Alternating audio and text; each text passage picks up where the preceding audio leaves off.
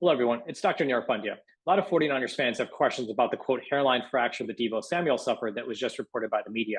Here's a quick breakdown of fracture treatment in general for a football player, what it means in the shouldered area, and what the general return to play timelines are.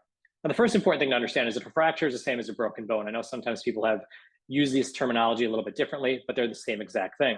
Now, many times on an x ray, because it's two dimensional or there's overlap of the bones or there's quote unquote shadows, which are basically just areas where you can't really tell great detail on an x-ray, sometimes a fracture may not be seen.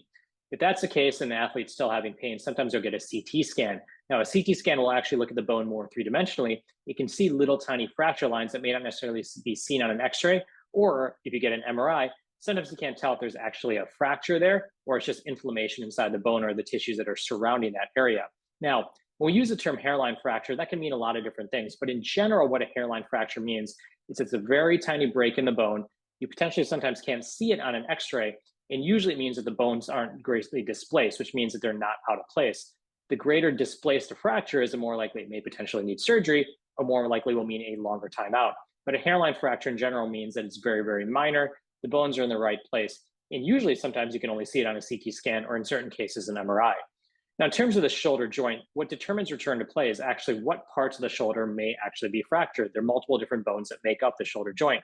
It could be your humerus, it could be your clavicle, it could be your scapula, it could be the glenoid, a lot of different possibilities as to where that fracture may be.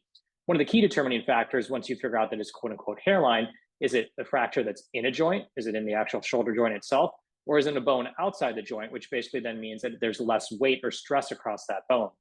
In general, for fracture healing, we know that fractures take about 6 weeks to heal. Now, sometimes that timeline in terms of return to play can sometimes be pushed up a little bit or pushed back a little bit based on the importance of the bone, how much pain an athlete is having, if they can functionally do things, and most importantly, what's the potential risk of furthering that fracture or risk of re-injury to that surrounding soft tissues.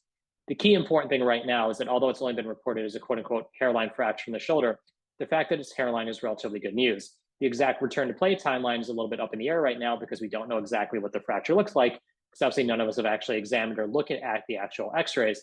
But as of right now, the fact that the team is not putting him on the IR is very good news for him moving forward, but it will mean some time missed, the time length which will be determined based on more information that's released. Thank you.